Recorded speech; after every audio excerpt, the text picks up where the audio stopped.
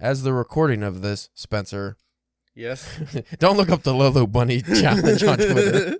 Oh, God. That was trending today. I'm just going to say it's graphic. It's super graphic. In other news, Spencer, you saw this as I posted, did. and because you didn't actually read it, you thought it was a serious award. And Yeah. it turns out most of the people on Facebook who liked my post Probably thought the same. I think they also thought this was a serious award. I got a letter, an email, if you will, from a one Joanne Riley. Very professional letter. Yeah. From a professional Who's publication. Spencer, I'm going to read this letter to you, and you tell me what you think. This letter serves to inform you that you were recently nominated for inclusion in the 2022 professional Who's publication. A very legitimate sounding publication, in my opinion. America's most trusted publication and community of top executives. Because I'm a top. When you think executive, CEO, rich motherfucker, you think of Caleb from the DPW podcast. That's who you think of. Your prompt response is required to ensure your profile information is submitted accurately and within the allotted time periods. I got to get on that. Yes, you got to hurry. And they got the link. And then they got more rabble here. Each candidate is selected individually based on your current position and previous achievements, giving you the opportunity to represent your industry and profession. So it doesn't say what my profession is, but they know it. They know it. They don't have to tell me it because they already know it, obviously. They know it. You know it. Everyone should know it because I'm a top executive. Yeah. Once listed, you will be featured among thousands of accomplished professionals. Thousands. Not hundreds of thousands, not hundreds, thousands. Perfect number. Yeah, it sounds not that many executives. Yeah. But that also means that not every executive got picked. Being listed within Who's Who will help build your brand and reputation online. I need that. Get the recognition you deserve and showcase your skills and achievements you worked so hard for. There's no cost to apply, but they got some things you got to submit. Probably your fucking social security number. Yeah. But this is my favorite part.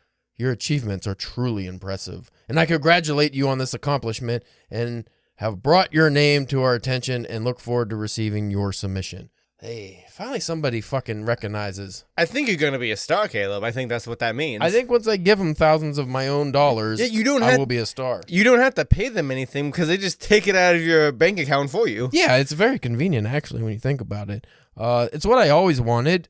I always wanted to get into that Who's publication, and dream come true. So knock that off the bucket list. The funny thing about them calling it that is because DC would used to run these things like every few years they'd put out like a bigger book and it'd be like who's of whatever, and that's where you'd have like almost like the back of the cards where you'd have like the picture of the character and like their information and stats and like first appearances and all that kind of stuff. So you might be in the DC universe, Caleb. You never know. This could open up some serious doors for me, I think. I'm so excited about this. And when I posted this and I got what looks to be a lot of genuine likes from people that never like any of my posts, I'm like, damn, I know I've made it. I'm so excited. Everyone's excited for me. I don't have the heart to break the news to them that this is clearly a fucking scam. Like, what are we doing here? Who's Who Public? Could have came up with a better name. Who's publication. But it was a very well-crafted letter. It was also an image letter, so I actually had to click the allow button so I could see this ridiculousness. What made me even click that to begin with? Oh, I deleted that. I don't have the actual email anymore. But now, do you think, like, because you said, you got a lot more likes than what you normally do on that stuff, do you think that was just people trying like, I'm gonna fucking try to get on early now? Like, if he's getting published, then he's gonna be. If he's top executive, I need to get on this now. Getting on his bandwagon. I'm assuming the haters will be coming out soon. I'm assuming my haters are gonna come out the woodwork, and then I'll have to, always defend myself online from them and have mental breakdowns on Instagram Live, and all that fun stuff will come when you're a top executive like myself. Yeah. For what you don't. You know what's weird though? At work, technically now I'm, besides a one-man corporation, I am also, I am head of operations, and I'm kind of thinking I'm the president of the company now, because I'm the only one that does my company, because it's a two-part company, and now I'm the only employee of my company. So I'm thinking I could just say whatever I want. Yeah. Because now I got to do a bunch of clerical work and office shit, and I'm like, okay, well, if I'm doing that, just give the company, and I was thinking, at some point, Did you give yourself a raise? I'm thinking, but at some point the owners are just going to end up like quitting or something because everybody just keeps quitting. So I'm assuming the owners will eventually just quit and just hand the company to me because that seems to be the progression here. So I'll just own everything, but I still won't be able to get my fucking face on the side of the trucks. I've been trying for years and they just won't do it. It's like I am the company now. You have to put my face on. And they all, I had a conversation with the one of the owners about like the whole goal of the company is essentially not to make profit or to lose profit. That's what most of these companies do because the taxes and shit. I don't know how it fucking works, but you're not really supposed to actually make money, at least for a long time in the tax write-off business and whatever the fuck they do. But I'm thinking, if you really want to waste money, because they've been wasting money on purpose, put my fucking face on the trucks. Right? Yeah. What's a more waste of money than that? Right? So anyway, folks, we have a fabulous show for you today. Spencer's going to be the host because I'm dipping out because I don't want to be involved in this anymore. Because I'm top executive. Yeah, I can't. This is beneath you now. I could do the cold opens. And maybe I could do like, a Zoom call for 20 minutes here and there, but I cannot be involved. Yeah, you're too busy right now. I am way too busy. I'm a rich man now. I'm living on fucking high on the hog. So anyway, stick around. We got some wonderful space music, which maybe I'll change to like a nice corporate jingle. Like some elevator music. Yeah. I'll hire, who wrote the State Farm? They got a jingle? Which one of them's got a good jingle? The General. I like their jingle. We'll get the guys who did the General's jingle to do the DPW jingle. Yeah.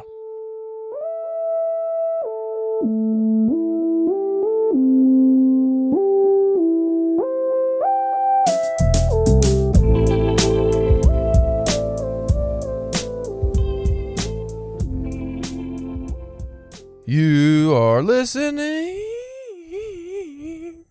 to the Drunken Pen Writing Podcast, you mother fudgers.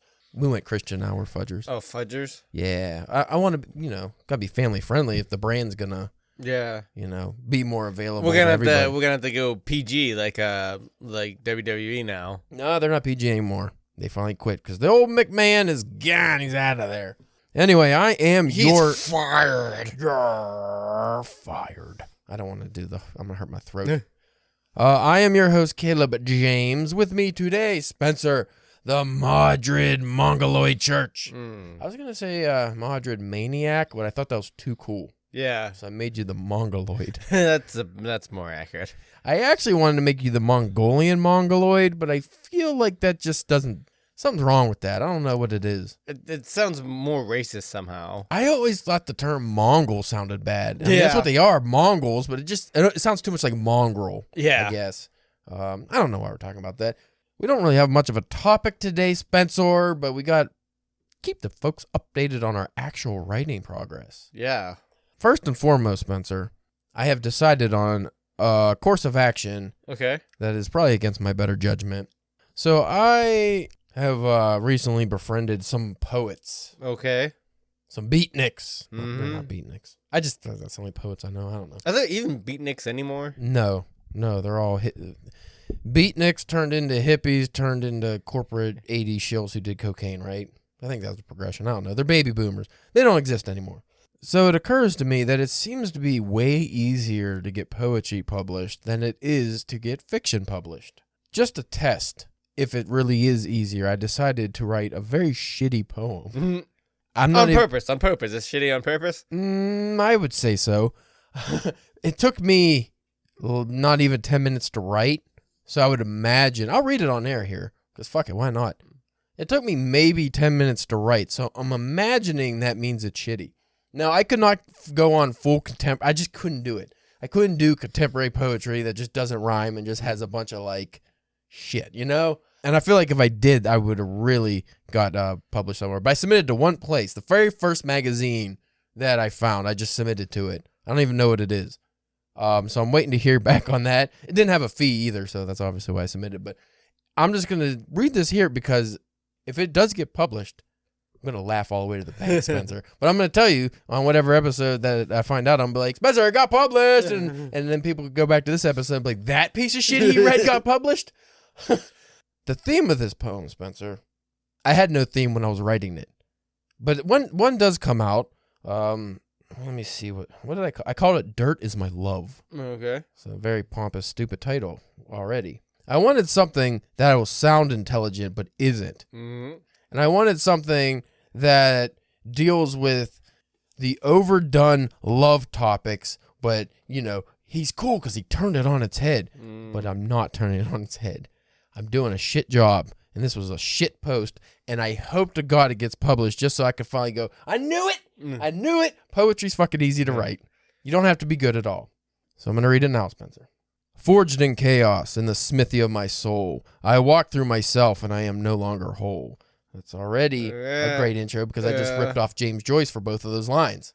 That's just a rework of what he says in I think Ulysses and Portrait of a... The ending, the forged in... Not the chaos part, but in the smithy of my soul part, that is from Portrait of the Artist as a Young Man.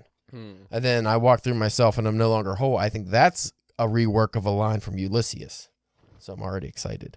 Shut my eyes so now I can see the truth among lies, the truth in between. So now you're reading between the lines, man. Yeah, very cool. I'm going to throw in some metaphors. Maybe. They're not actually there. That's what I like because I hope people read in between the lines, quote unquote. I made it very obvious that, he's talking about reading in between. No. There's nothing in them lines. There's nothing in the lines. There is something. You want to know what it is? I am in the lines, unreadable and unknown, a blank space ignored, the words never shown. Oh, yeah. It's getting heavy now. Yeah, it is. Fault lies within, for you saw what you wanted, a heart and a soul and my feelings undaunted. Lies upon lies told to yourself, because I cannot feel, for I exist in stealth. What's going on, man? Why am I existing in stealth? You want to know why, Spencer? Why? Do tell, please, do tell. I have to revisit the spaces for this then. My blank spaces are, just as they seem, no hidden truths or what you want them to mean. You cannot believe the truths of today. They cut too deep and they get in your way. Ooh. This is my favorite one. For my heart is poison, toxic and sick. I have no good to pick. From the rubble of what I used to be, all is gone, there's no good to see. But you won't quit, you cry and you plead, for you still think that my heart can bleed. Uh-oh. What's wrong with this guy? Why is his heart unable to bleed, Spencer? Searching for a light in the darkness of my soul, you think I still exist, but my forge has gone cold. Revisited the forge. Doubling down on the forge metaphor. A callback, they say. Callback. There is no me. I can't love you back. The light is gone and all is faded to black. Mourn me in despair, but it matters not. The dirt is my love. It is all that I've got. In life you pray to not let me go. In death I say it must be so. For I no longer feel when you are left alone. It cannot be changed. The hard earth is my home. He's a dead guy, Spencer. He's dead. He's fucking dead. That's why he can't love this woman, because he's dead. Twist.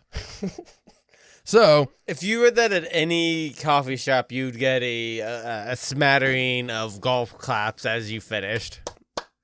It rhymes. It rhymes. So my plan here, if I get published, you know what? If I don't get published by this magazine, I'm not gonna submit it anywhere else. Yeah. If I don't get published by this magazine, like I said, I befriended some poets. So I was looking up like the first places. It was from the list that they sent me up where they got published. So I wanted to see, it's like, well, if they got published here, I'm just gonna see if I can, because, you know, I don't know anything about good poetry. I read some of their poetry. I was like, it seems all right, but I don't know like anything about contemporary poetry. But if they got published and then I get published, I could better judge the quality of their poems if that gets published. So anyway, if I don't get published, I'm just going to put that on the site for like a Halloween fun. Yeah, that's just, yeah. Because that's kind of what fits for that. But if I do get published, I'm still going to fucking be an asshole and put it on the site. I don't care. I don't give a shit. So I like it. Yeah. But I'll be really upset if I get published and it's just... That's your first publish? Watch it blow up. Oh my God, this is amazing. And then forever on your byline is going to be, what was the name of the thing? The Love and Mud or something? Dirt is my love. Dirt is your love. Sounds like a fucking 80s rock band like song, like a shitty... like. It sounds like a Puddle of Mud cover band. Yeah. Dirt is my love. So yeah, that's what I did. And you know one reason why I did that? Resistance. I was resisting actually writing my book. I was like, I need to do this. You know what? I'm going to write a shitty poem instead. And like I said, it only took 10 minutes, so I actually did have to go and do real writing after that. But I wish I could say I had fun doing that. The most fun part about that was just looking up quotes from James Joyce's work to kind of steal. Like I said, I reworked it. It's not the exact quotes.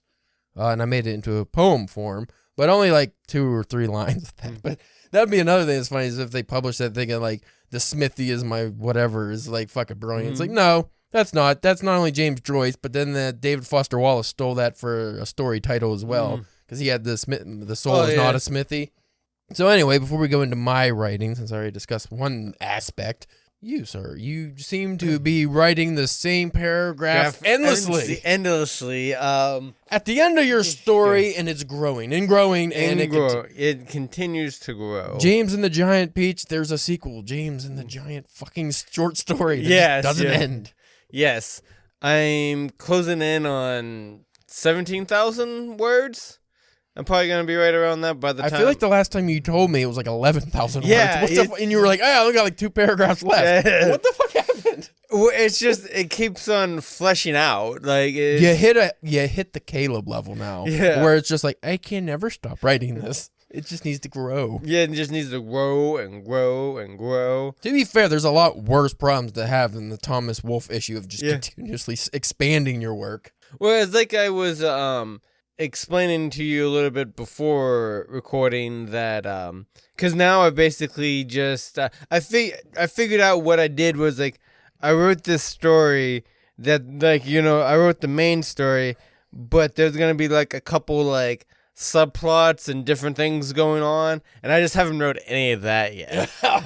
So in some weird back way of like I'm already, because I know the things that I have to do, I'm already kind of making the endings for those or not necessarily the endings, but like it sounds like you're gonna need Scrivener or something where you could actually physically move the scenes around, because if you're doing this all in Google Docs, like and that's gonna be a lot of moving, copy and pasting. That sounds like Scrivener would be better, because then you could just lump everything into individual scenes, and chapters, and then just move them. That might have to. I'll help you with that. Yeah, I don't think it costs. Is it free? I think it was free when I got it. I don't know if it's still free. If it isn't, it's not that much. Yeah, I mean, and it's probably not that bad of a thing to have. Yeah, and well, I mean, there's a learning curve, but like I said, just the scene moving is so nice, because you could, like, I love it, because like how my novel is now, I might end up, like I said, might change things where it's alternating scenes.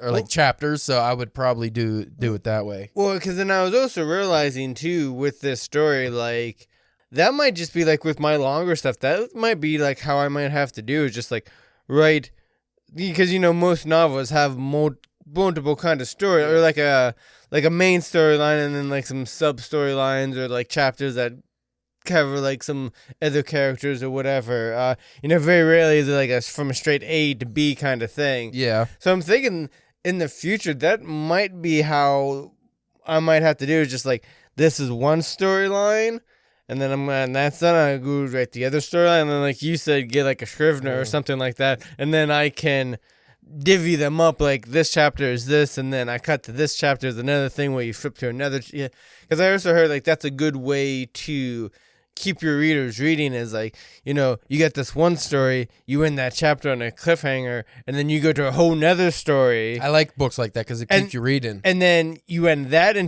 with a cliffhanger, and then you go back to the original one, so like you're always keeping them. That's what Coin Locker Babies did, remember? Yeah, pretty much, yeah. So like I don't, at least yet now, I don't know with my writing, like the writing level that I'm at now, how to just manually in my head be able to jump back and forth like that, you know what I mean? Well, you know what I recommend, since you already did all this in Google Docs, and again, if you want to get Scrivener and like actually transcribe and move shit or whatever, you could do that, but I would recommend maybe just at least wait until you're done with whatever your final piece here, and before you add stuff, maybe do like, I don't know, like a plot tree. Yeah, that'd probably so you could have middle line, that tree trunk is just the main plot, but then you have all the branches that go out, and then you can kind of figure out how to connect. Like, seeing them visually at least helps me when I think of stuff like that. I'm like, shit, because then you don't forget stuff either. Like, you're like, I definitely want to have this. I didn't wrap up this guy's story. Right? Like, yeah. You could have like, this limb gets chopped off early, it's not that important, or this one like needs to connect back to the tree or whatever.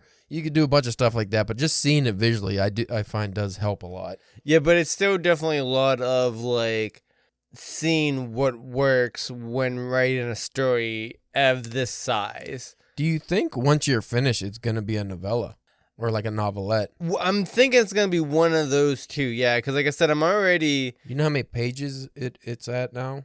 Like 17,000. That's got to be like, what, 25 pages? Something? Yeah, I'm ready to, like, on Google Docs, I'm at like right around 25 or 26 pages. So if you put that in a regular book format, that probably like 50, I would think. Yeah. So, you could be closing in on a novella by the end of this, because that's like at least 100 pages. I always forget which one, because I've been looking up with, like, out of the novella and the novelette, one of them's like around like 20 and one of them's around like 40,000 words. Novelette, I think is the 40, because I think that one's bigger. We looked it up on here before, and it was it was very vague with the actual sizes, but like the novelette, I think starts at like 15 to 17,000 or something. Why don't I just look now? The novelette's the shorter one, I'm pretty sure. Which I don't know why there's a real distinction. Why wouldn't you just say that's a short story, you know? Yeah, it's so weird. It is weird because like there's a short story, novelette, a novella, and then a full-blown novel. Yeah. See, this is even more. A novelette is 7,500 to 19,000 words. So you're already at a novelette. Okay. That's a short story. Let's just call it what it is. Yeah. I guess you could put it, maybe they're thinking old-timey, like a Frankenstein or something, if it was only that many words, but it was still broken into chapters or something. Maybe just break it into chapters. I don't know why it has to be... there's chapters. Yeah, it's a short story, 1,000 to 10,000 words. Novelette, 7,500 to 19,000 words. Novella, 10,000 to 40,000. So you're even at a novella, technically. Oh, okay. Nice. I always pictured a novella... I think of Old Man in the Sea. That's my idea of a novella, something that's under 150 pages. Yeah. That's kind of almost like a lot of the like those H.G. Wells stories that I read, because like I think they might have been like some of them might have been closer to like 200, but like that's the smaller paperback, like you can put in your back pocket, right, and run around or whatever.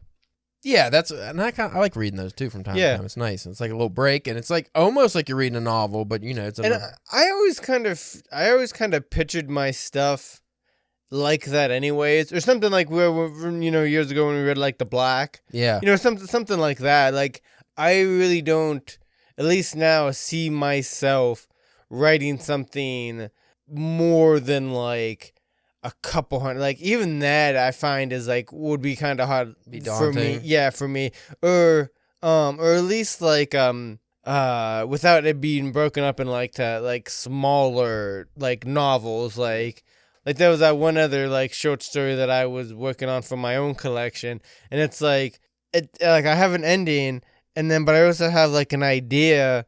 Like a sequel, but it's like a sequel to like a short story. Like that's kind of weird. Well, couldn't that almost be like Sherlock Holmes style? Kinda, yeah. Like individual adventures, or the characters go through individual trials and tribulations. But it's like it's hard because it's like this story, like, and again probably like I never went back for a second draft of that, so I'm sure again like I'd probably add some things, take some things out, so I'm sure the word count will be different. But it's like, at least for me, it's hard to be like, well, that's how long the story is. Yeah. And I have this other idea that can spin out of it, but like to try to put them together would make no sense. Unless if it's like a collection of the whole, like, the whole thing. But I don't know. Like it's very weird. I don't know if it's just my history of reading like with like the comics and stuff and like graphic novels where it's just like it's more serialized. It's more serialized, and it's always continuing, it's ending, but it's always continuing kind of stuff. So I don't know if that's just somehow wired in my brain from just always reading that kind of stuff, and I don't even like realize it when I'm writing. But as an author, it's really fun but also scary when you start hitting more substantial work in your journey, and then it's like, oh, now I kind of have to like start to figure out what I am and what I'm going to be and what my work's going to be. Because like when you're just writing short stories and flash fictions like we were for a while, that's it. Like it's just, there's, just working on the craft. I'm just writing and having fun. Like there's no real pressure on you to like, oh, am I going to be like a genre writer? Yeah. Am I going to be known for this? How am I going to market my, you don't care about that stuff. You're just having short stories. Once you start hitting like even, novella size work, it's like, okay, I need to focus more on how am I going to market this? Yeah. Like, is this something I'm actually going to sell? Because once you hit works of that length, anything over 25,000 words, are you really just going to keep getting it out for free? Yeah, like if you want to just give it out for free? If you're going to put that much time and effort into it, you're going to want to try to make something off of it. Yeah. Or at least put it out to a wider audience via publication of some sort. Yeah. I'm always interested in it. Like, I'm in that boat now because, like, not just because I'm working on my novel, but I have written longer works and stuff. And I've given out longer works for free. I can't remember the longest work I put out for free. I'm sure it's like 25,000 words. Well, what about that bizarre story that you wrote? That was like your daily rounds. That was serialized. Yeah, but I mean, it was a one story. But I did put it out for free, and that was probably 15 to 25,000 words, somewhere around there. Because I feel like that was longer than my daily round serialized story. Like, you know what I mean? Yeah, and I think I've done that a couple times. I can't remember, but like even like my Asher Kang story, that was like what, almost 20,000 words or something like that. And but my plan for that was like, I was thinking about making that like a series, like the Conan story. And I still want to do that in the future. I just haven't got back to it. A while ago, I started the process. I put everything in Scrivener and set it up how I would do it as a story collection. Because I like that idea, and I think it's fun. And even if you write short stories, even if they're on the longer side, you can collect them and then put out a collection to sell. It's a collection that doesn't have as many stories. It has fewer, bigger short stories instead of like 20 smaller short stories. You might have like 7 longer short stories. What sometimes I like, because when I read short story collections that have a lot of, like, when you have a lot of little stories, it's nice because you kind of blow through them, but at the same time, it's almost like you're not making progress. Yeah. Because you're just like, okay, that's like 10 more stories, and I'm only 50 pages in. What the fuck? But if you have longer stories, like Stephen King's, different seasons? Yeah. You read one, and it's like a quarter of the book. You're like, oh, shit, and I'm like halfway through almost, it seems like. Like, you make good chunks. But it just comes to your taste, too, as a reader. Like, a lot of people like the really short fiction. I think a good book, like, is kind of what we're going to do, is have flash fiction, longer stories, and mostly probably, like, medium-length stories, I think. Once we finally get around to putting that out. Yeah. God damn it. I wanted to start that in October, and I still might. It just depends, like, how many submissions, because we got a good bit of submissions in. And I already started the process last weekend of cataloging all the ones we have, and I read some of the shorter ones, and so far we got a lot of flash fiction, which is great. I love that, because then I could just, move through those real quick. But the main thing with those two is if I do, like, the ones I accept, I have to edit them afterwards, because I don't care, no matter how good of a writer you are, unless you hire an editor to do it before, like, check out your work before you submit it.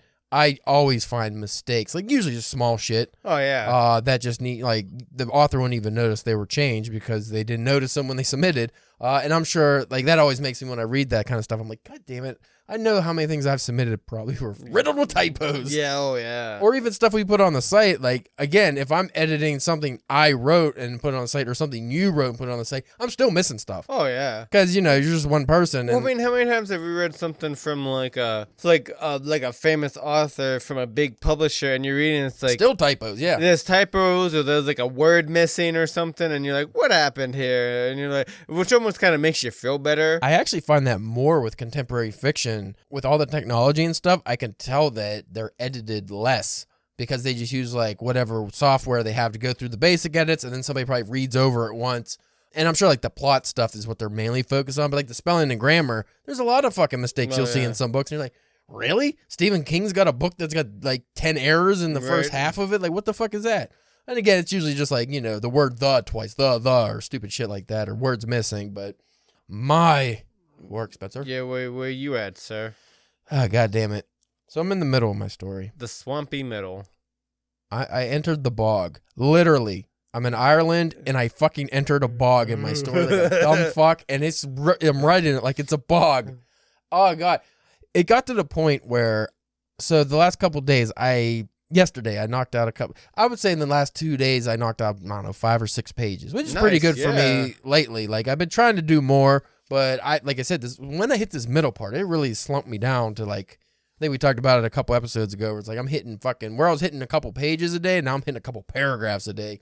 And that's just my, again, the resistance has really been eating at me, and I think it's just work and all the pressure of being top executive and shit. You know what? You know what I think we really need to do is like either at the beginning of each year or the end of each year, we need to reread that the book that my War on Art, or whatever that is that my brother got us. The War of Art or something. Yeah, or at least that the front chunk of it before we got into like the Muse stuff that we kind of Pressfield or whatever that guy. Yeah, because if I remember correctly, both of us after reading that for the podcast had a good stretch. Right? Yeah, was putting out some words, some pretty decent words there.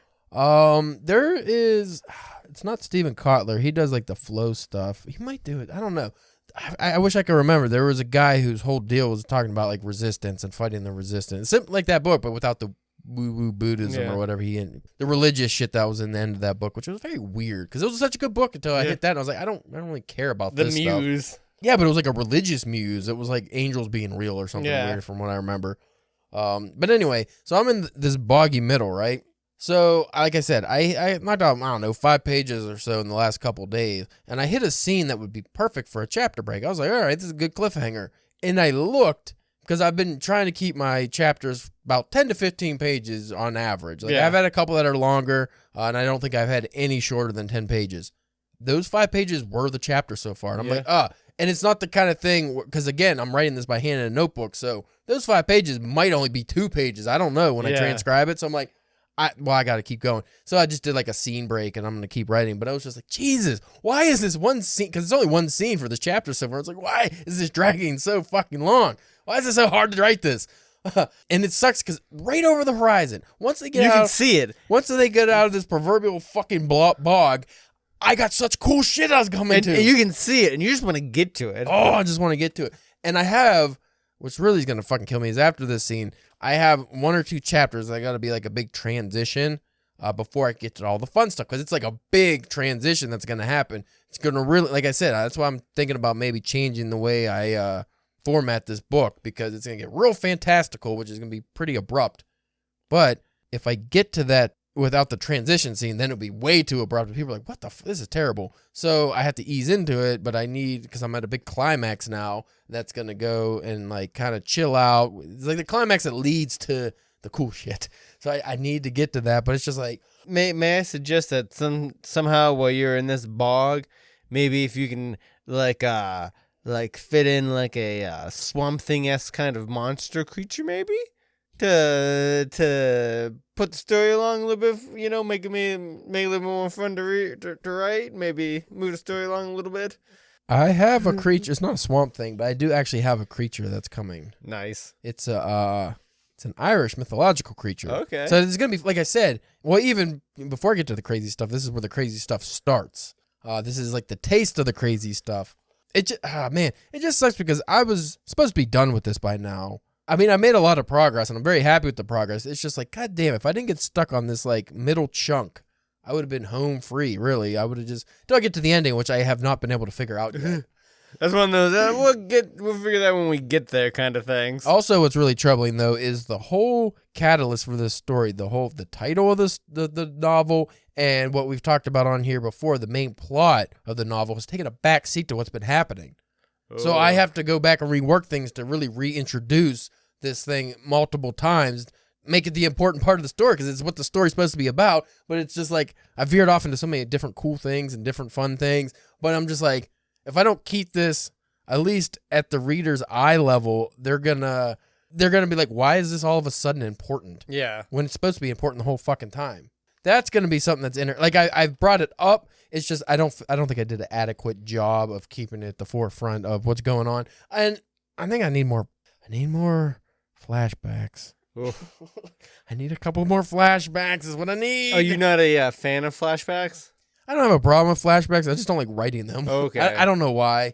Because I know some people are not a fan of flashbacks, either when it comes to like their own stories or just in the fiction that they read. It just really depends how it's done, and I'm not the guy to do it right. I've already had one flashback, and I was like, that's enough. I don't need another one. But now I either need another one or I need that one to be really like more detailed. Because again, it's very important to the character development that's going on here. And my characters also have become a little stiff, a little cardboard in this bog. Like they got wet and literally they got drenched in the bog. And now they're kind of soggy and not very interesting. And I need to fix that up. Because writing characters in the crisis situation it's a lot more difficult than I realized because I've done it in short stories, but you don't have them fleshed out in short stories generally. So I already had them fleshed out. So this character acts this way, and this character acts this way, and this is how they interact with themselves, and this is how they interact with other people. How do they interact in a crisis, though? And then I'm like, oh, now they're just like panicky cardboard people that don't have personalities. I need to work on that. But as much to your chagrin, from just as everything that whenever we talk about your story, you know that you're working on, and from what I hear from it and stuff like that, it seems like it might be a story that might do better with more flashbacks. Well, I'm thinking it's gonna need them, and we can get more into detail after that after recording if you want. Well, we could discuss this one matter on here. One part because I was thinking about, because we talked about this on here, like I haven't had this whole underworld element and everything's gonna get real fantastical and it's almost gonna be like an adventure, right? I was thinking previously, I talked to you about making like every other chapter set in that, and then it would just be like jumping back and forth to like past and present. But you just made me think of something. What if I did that with the flashbacks instead, so I can develop this backstory in maybe short chapters? So to break up, so like I said, you could have like a big chapter and then a flashback small chapter, and then back to the big story. Yeah, then I can really tell that backstory without bogging the story down. Because that's one thing I don't like about flashbacks is when you're in like the moment and the story's progressing and then you grind it to a halt to tell shit that happened before. But I think that'll also be good ways to, like, hey, you're talking about your characters interacting. That'd be good ways to seed their interactions and different things going down the line as with those flashbacks. And another problem, the way my novel starts is the characters already have a history that is not discussed because I jumped. Basically what it is they were a couple when they were in their like teenage years and they broke up, but then they got back together, and you're only seeing the initial, what would you call that, when they don't resent each other, but there's a little resentment from like their previous failed relationship that, you know, that just like that linger, almost like if they didn't cheat on each other, but like if somebody cheated on somebody and they decided to give them another chance, there's always that like little lingering. So whatever their problems were, that hangs over, and that's something they have to get over. So that's where you start with them kind of fighting, but they're trying to work things out. They're trying to give it another go. So that means you have all this backstory that the reader doesn't know about them, and that's what I've been trying to introduce in the beginning. You can slowly unravel that. Yeah, in those flashbacks. I think that would be a good move, and then that's where Scrivener will be great because I'll just finish the novel like I'm writing it now, and then I can just add those scenes and like work it, and then I might not have to do as much work as I thought because I don't mind writing the flashbacks. It's just doing it while I'm writing. It's kind of like what I was talking about, like writing the different plot lines at the same time. It's like, where am I going to? First of all, it's hard to switch gears if you're really focused on this one thing. But, you know, like, in the novel, it's going to break here, and then I'm going to have this other part of the story.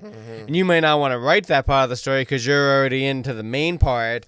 So yeah, like you were saying with the that's basically you with your flashbacks. Like, and you have your flashbacks, and I have my multiple storylines. Yeah. And I think what I can do is steal from the other novel that I did the outlines for years ago that I didn't get to writing because I wasn't ready. It was too complex for what I was gonna do, but I think I could do a part of it now because of course I'm a fucking douche. My main character, he's an aspiring writer. Oh yeah. And but he's a student. But anyway, that really doesn't matter. But what I think I'll do to implement the flashbacks, what I was going to do in the other story was like the guy, he wasn't a writer, but he had a journal. So he would write the things down, and maybe I will do that, and then I could change perspectives too, because then it could be first person, which would be a nice change of pace. So I could do some of those short flashback stories from the journal side. How I'm going to introduce it as like, is he writing it now, or is she reading it? Like, that's going to be a little complicated. Well, but I think that would be a more natural way than just like insert random flashbacks. Well, I know now too, like with my story, the beginning's not what it is now. It's completely different. Because like when I first started, I didn't really have, like, I had like an idea. You know, I had a loose idea kind of where this was going, but then, you know, as you start writing it and it starts to take form, it's the beginning I have now doesn't do a really good job of setting some of the stuff up. Right. So I think then too, once I finish it, I'll have like the big pieces you have now. So now it's easier to seed those pieces because you already know what you have, or at least what you most likely will have at the end. So now the seeding and the foreshadowing and the setting of the stuff up is a little bit, it will hopefully be a little bit easier because like now I know what to set up to instead of trying to set stuff up blindly. Yeah, that's always like, that's hard. Again, that's such like the weird thing with writing or any of the arts in general is that it can be done in so many different ways depending on the person and what works best for them or how they like to do things. Well, if I could sound like a gatekeeping douchebag for a second, I think that's what separates the creatives from the non-creatives. When you have writers who, and this obviously doesn't apply to everyone who does it this way, but if you have a writer that goes, oh, this is the story I want to tell, and then they can just write it A to Z that way without any changes. And I'm not talking about somebody who does heavy outlines and stuff, because that's a different kind of creativity if you're doing detailed outlines. But somebody that could just have an idea for a story, write it A to Z, and be like, that worked out great. Now, some writers who are very creative can do that like kind of on accident, like a story does unfold that way.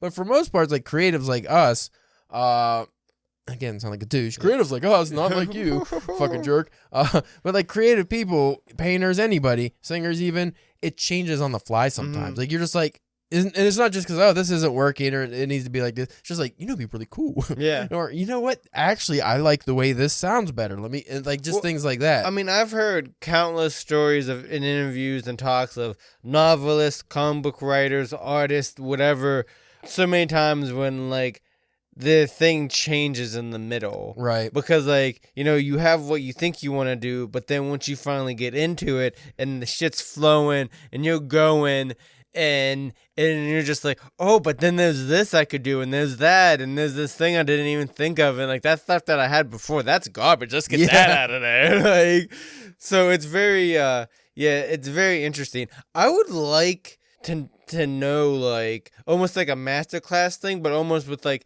like what is Stephen King's, like I would like to see documenting, like this is Stephen King, how he, whatever book he's working on, this was the process from beginning to end. Like, how would he write? Like, we know, like, he tries to get 6 pages a day, but, like, because, like, he said the guy who's, like, he could just write from A to Z in one, and, like, I picture, like, that's something, like, Stephen King could probably do. It's just, like, da-da-da-da-da, like, you know what I mean? And, like, I don't think he, like, at least from the perception of him, like, that he puts off, it's, like, you don't think, like, he's just mauling at the keyboard, like, I don't know, You don't hear much about him in the editing process. And I don't even know if on writing he talked about that too much. I don't remember. They talk about, like, his editing process and rewriting process. Well, he's a huge pantser. Yeah, I know he's a huge pantser, which gets him in trouble sometimes. But like all the time. But like he had the 1408 story he had in there and stuff. But I can't remember off the top of my head any stories he talked about, like big changes he ended up making to him post first draft. Like obviously every writer's gonna make changes, but like I'm talking about like groundbreaking changes, story changing like kind of changes. That would be very interesting to see. And just different authors and stuff, just how that creative process of like that would be a cool feature. Like if like people are like, man, how are we gonna sell more like physical books? And it's like you can give them like a CD or like or like a code to like something you can download or stream where it's like it's like a half an hour, 45 minutes, and it's just edited together from like.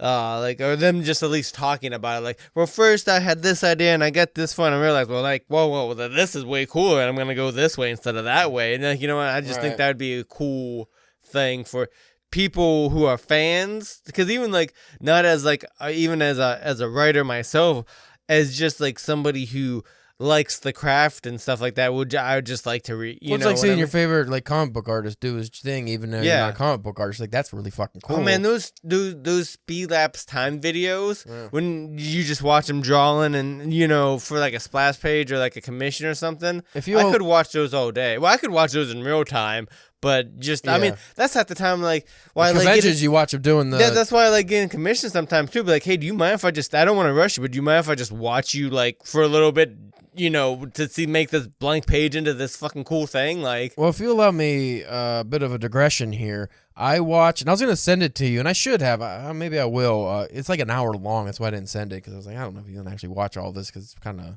slow. Yeah. But I weird promoted thing for some kind of Japanese news website or something, but they just keep putting all these cool documentaries on it. Oh. Well, the first one I watched was about, I think, I can't remember the name, like Trigun or something.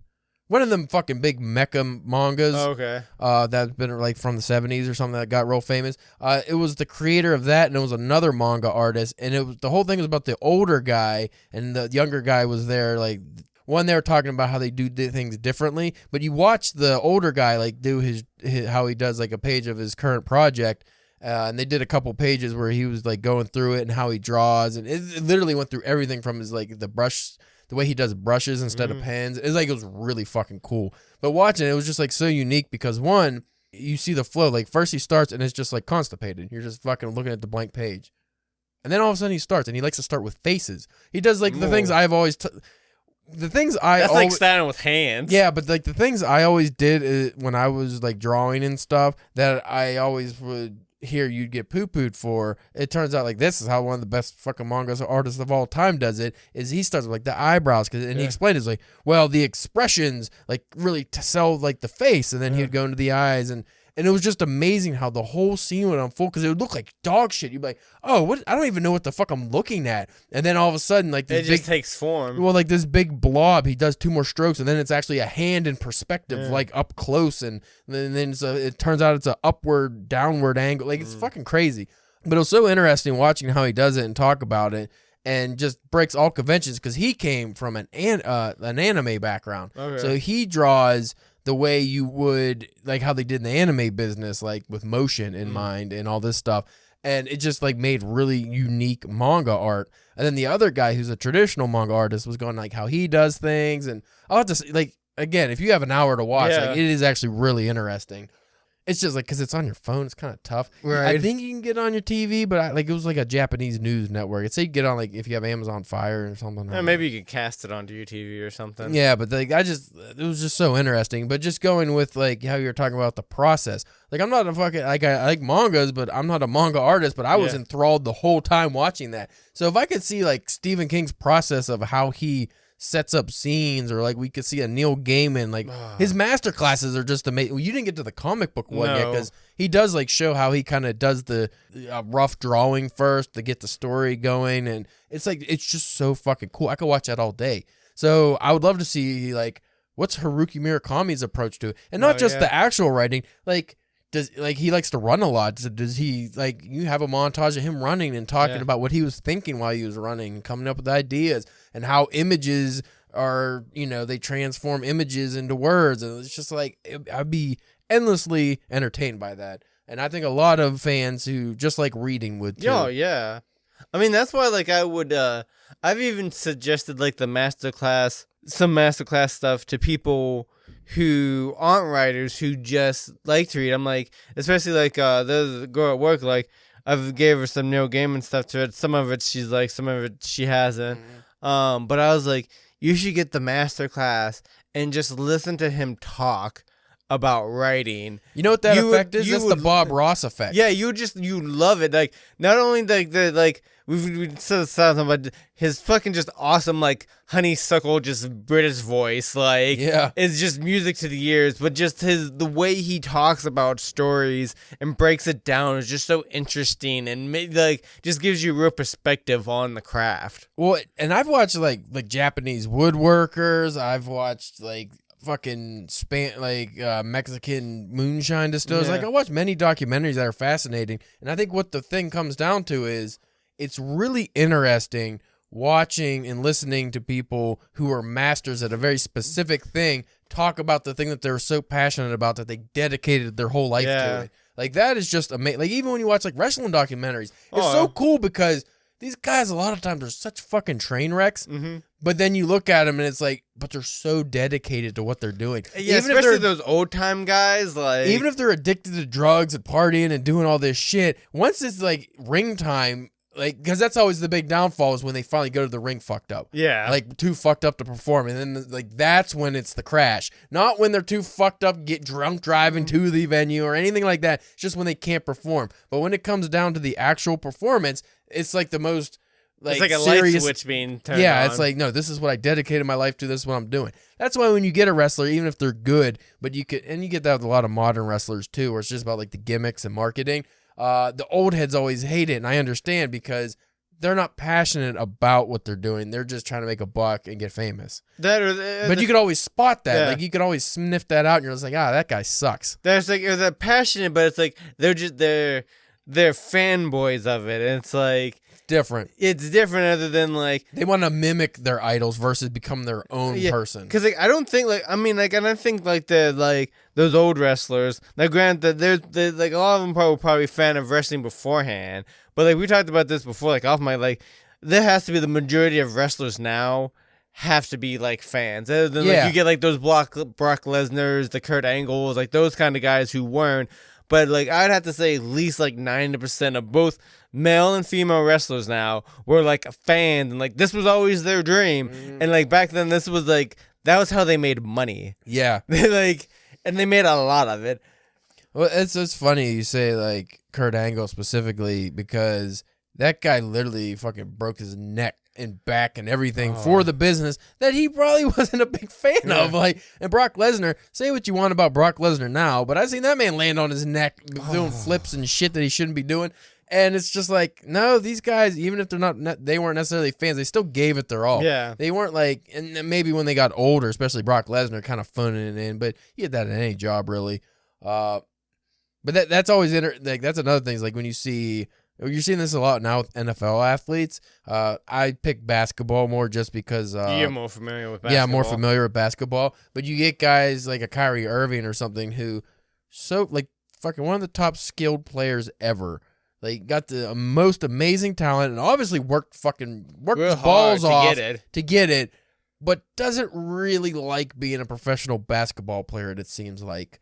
That or it's like it's not necessarily that they don't like it, but they don't have that drive, like that Michael Jordan drive. They don't have the drive. It's to not be the everything best. to them. They're content with being in the league. It's a means to an end for them. Yeah, they're content with being in the league, making all the money that they're making. Yes, they would like to win a championship, but it's not that thing. Like Michael Jordan, like if they didn't win a game, if they didn't win the championship, like they were gonna be hell to pay for him and anybody else around him.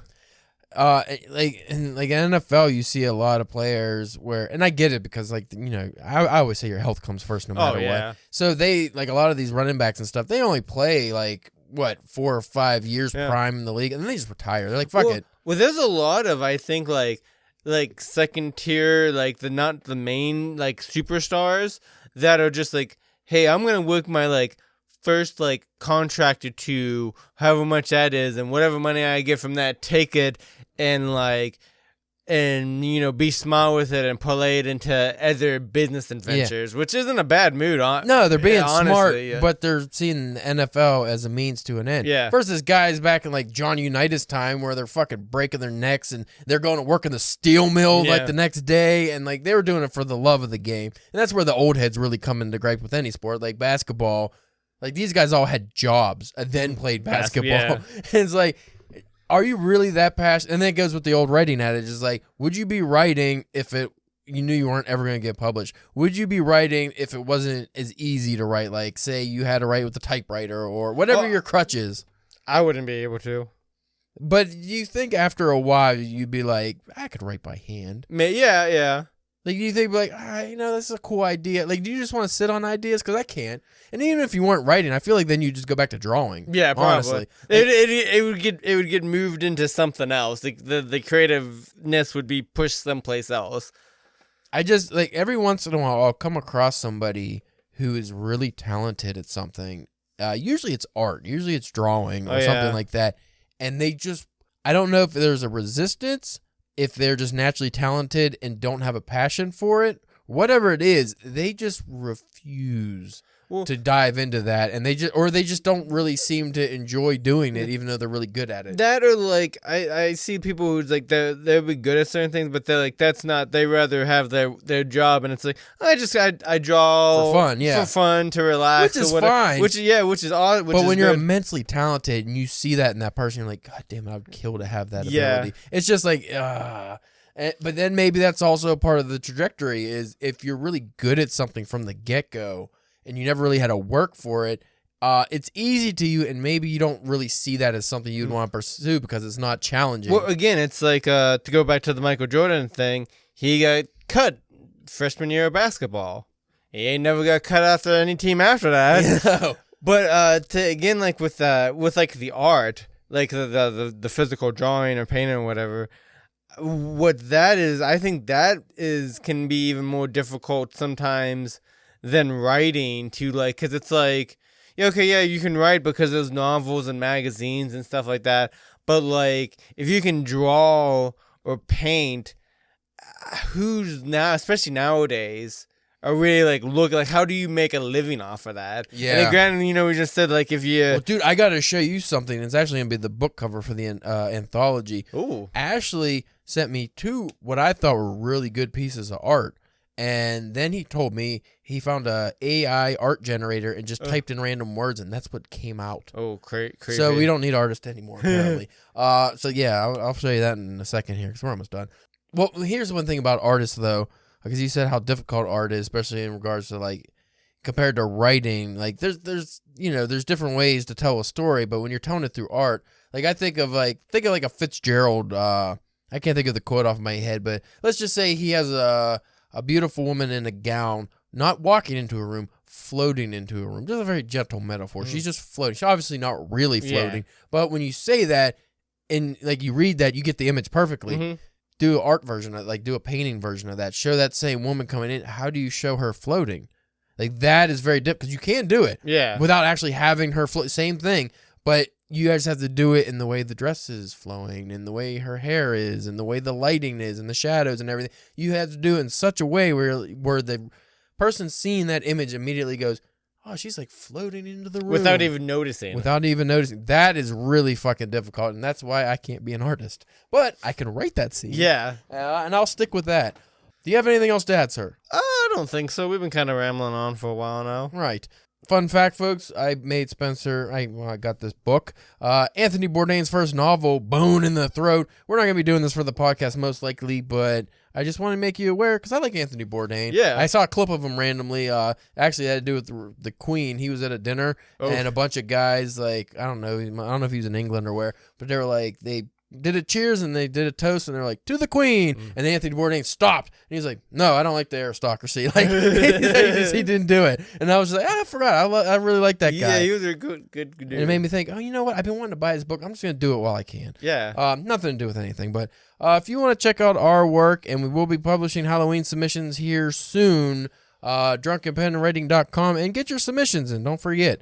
You can go to Drunk Pen Writing on Twitter to follow us and see our saucy memes we post. And then you can do the same on Facebook and Instagram at Drunken Pen Writing. And Spencer's only fan. You're not the Mongolian munchkin. What the fuck were you? Mongoloid. Madrid Mongoloid. Yeah. Spencer the Madrid Mongoloid Church. So anyway, we'll check you next time.